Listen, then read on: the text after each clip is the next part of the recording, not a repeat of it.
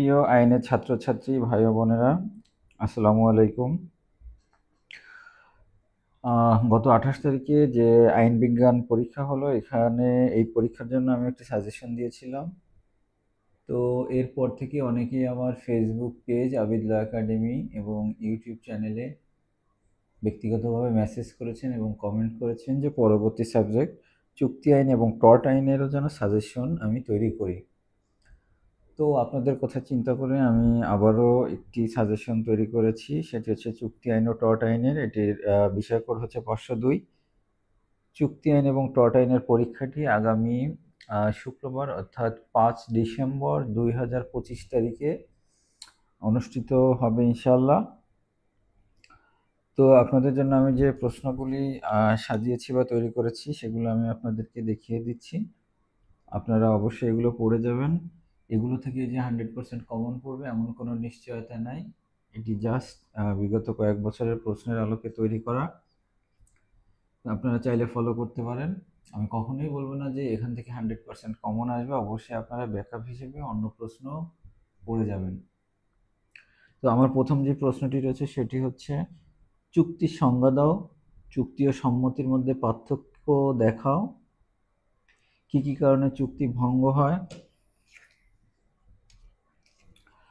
আমি আবার বলছি, চুক্তি সংজ্ঞা দাও, চুক্তি ও সম্মতির মধ্যে পার্থক্য দেখাও, কি কি কারণে চুক্তি ভঙ্গ হয় ব্যাখ্যা করো, বাতিল ও বাতিলযোগ্য চুক্তির মধ্যে পার্থক্য বর্ণনা করো। চুক্তি আইন সমগ্র অঙ্গীকারের আইন নয় এবং সমগ্র বাধ্যবাধকতার আইন নয়, উক্তিটি বিশ্লেষণ করো। এরপরে রয়েছে, চুক্তি করার অযোগ্য ব্যক্তি কারা, তাহা বর্ণনা করো। চুক্তি করার অযোগ্য ব্যক্তিদের দ্বারা সম্পাদিত চুক্তির ফলাফল বর্ণনা করো। নাবালক সম্পর্কিত বাংলাদেশ ও ব্রিটিশ আইনের মধ্যে পার্থক্য নির্ণয় করো।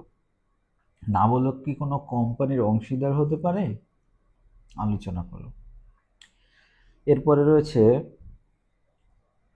ব্যবসার নিরোধমূলক চুক্তি বা পেশা নিয়ন্ত্রণমূলক চুক্তি বলতে কি বুঝো, কি ধরনের চুক্তি ব্যবসা নিরোধমূলক হয়, এই ধরনের চুক্তির সীমাবদ্ধতা বর্ণনা করো। নিম চুক্তি বলতে কি বুঝো, নিম চুক্তির কিছু উদাহরণ দাও। এরপরে আছে, প্রস্তাব বলতে কি বুঝো, একটি বৈধ চুক্তি গঠনের প্রস্তাব ও গ্রহণের গুরুত্ব আলোচনা করো। কিভাবে একটি প্রস্তাব প্রত্যাহার করা যাইতে পারে, প্রস্তাব মৌন সম্মতি হতে পারে কি, বর্ণনা করো।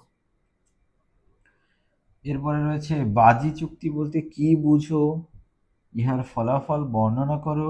বাজি চুক্তি প্রয়োগের জন্য কোনো মোকদ্দমা করা যায় কি, ঘটনা নির্ভর চুক্তি ও বাজি চুক্তির পার্থক্য বর্ণনা করো। বাজি চুক্তি ও বীমা চুক্তির পার্থক্য বর্ণনা করো। এরপরে রয়েছে, অনুচিত প্রভাব বলতে কি বুঝো, অনুচিত প্রভাবের অজুহাতে একটি চুক্তি পরিহার করতে কি কি বিষয় প্রমাণ করতে হয়, অনুচিত প্রভাব খাটানো হয়েছে এ ধরনের প্রশ্নের উদ্ভব কখন হয়, এই ধরনের চুক্তির ফলাফল কি। এরপরে রয়েছে, এজেন্ট বা প্রতিনিধি বলতে কি বুঝো, এজেন্ট কিভাবে সৃষ্টি হয়, প্রিন্সিপালের পক্ষে কার্য পরিচালনায় এজেন্টের ক্ষমতা, কার্যাবলী ও পরিধি বর্ণনা করো। কখন এজেন্টের ক্ষমতা ও অধিকারের পরিসমাপ্তি ঘটে। এরপরে রয়েছে, চুক্তি ভঙ্গ কি, পূর্ব চুক্তি ভঙ্গ কি। এরপরে রয়েছে, পূর্বে চুক্তি ভঙ্গ কি, চুক্তি ভঙ্গের প্রতিকার সমূহ কি কি, এ বিষয়ে বিস্তারিত আলোচনা করো।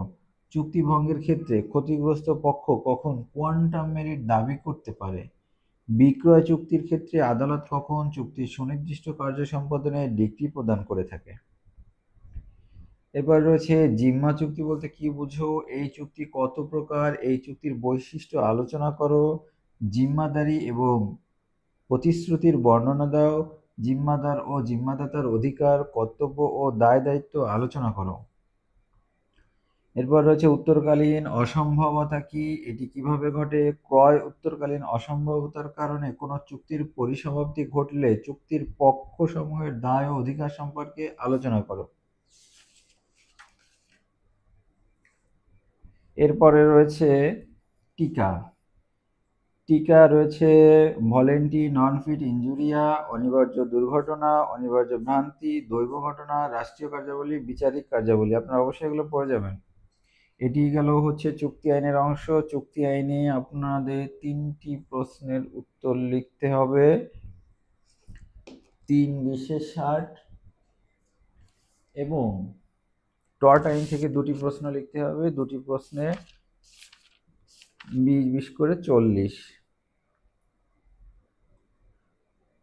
টোটাল 100 মার্কের উত্তর লিখতে হবে। টর্ট আইন থেকে যে প্রশ্নগুলি রয়েছে সেগুলি হচ্ছে, কোন নীতির উপর ভিত্তি করে টর্ট আইনের বিকাশ ঘটেছে? টর্টের বৈশিষ্ট্য আলোচনা করো। টর্ট ও ফৌজদারি অপরাধ এবং চুক্তিভঙ্গের পার্থক্য করো। পরার্থ দায় বলতে কি বুঝো? পরার্থ দায় কত ধরনের সংগঠিত হয়? কি কি সম্পর্কের কারণে অন্যায়কারীর অপকর্মের দায় দায়িত্ব বহন করতে হয়? কোনো ব্যক্তি কখন একজন স্বাধীন ঠিকাদার কর্তৃক কৃত দেওয়ানি অপকর্মের জন্য দায়ী হইবে? এরপরে রয়েছে বিদ্বেষপ্রসূত ফৌজদারি মামলা বলতে কি বুঝো? এর উপাদানসমূহ বর্ণনা করো। বিদ্বেষপ্রসূত ফৌজদারি মামলা এবং কৃত্রিম বন্দির মধ্যে পার্থক্য বর্ণনা করো। অবহেলা ও অসাবধানতার সংজ্ঞা দাও। অসাবধানতার প্রয়োজনীয় উপাদান কি কি? অসাবধানতার অভিযোগ আনিত মামলায় বাদীকে কি কি প্রমাণ করতে হয়? অসাবধানতার জন্য ক্ষতিপূরণের মামলায় বাদীর আংশিক অসাবধানতা বিবাদীর প্রতিকারার্থে কতটুকু সহায়তা করে? এরপর রয়েছে মানহানি বলতে কি বুঝো? মানহানি কত প্রকার ও কি কি? মানহানির উপাদান ও বৈশিষ্ট্য কি কি? প্রকাশনায় মানহানির সারবস্তু উক্তিটি ব্যাখ্যা করো। এরপরে রয়েছে মানহানির ক্ষেত্রে আত্মপক্ষ সমর্থনের পন্থাগুলো কি কি? লাইবেল ও স্ল্যান্ডারের মধ্যে পার্থক্য কি কি? সত্যতা ও নিরপেক্ষতার মধ্যে পার্থক্য বর্ণনা করো। এরপরে রয়েছে অ্যাবসোলুট প্রিভিলেজ ও কোয়ালিফাইড প্রিভিলেজের সংজ্ঞা দাও। সর্বশেষ যে প্রশ্নটি রয়েছে সেটি হচ্ছে উৎপাতের সংজ্ঞা দাও। উৎপাতের বৈশিষ্ট্যসমূহ বর্ণনা করো। সর্বসাধারণের বিরুদ্ধে উৎপাত এবং ব্যক্তিগত উৎপাতের পার্থক্য বর্ণনা করো। কোন কোন ক্ষেত্রে একজন ব্যক্তি সর্বসাধারণের বিরুদ্ধে সৃষ্ট উৎপাতের জন্য মামলা করতে পারে? তো আশা করি এই প্রশ্নগুলি আপনারা সবাই ভালোভাবে দেখে যাবেন। পরীক্ষা যদি আসে অবশ্যই আপনারা খুব সুন্দর করে উত্তর লিখবেন। আপনারা পরীক্ষার হলে অবশ্যই অ্যাডমিট কার্ড, কলম এগুলো সাথে করে নিয়ে যাবেন। আপনাদের জন্য শুভকামনা করে আজকের মতো এখানেই শেষ করছি। সবাই ভালো থাকবেন। আল্লাহ হাফেজ।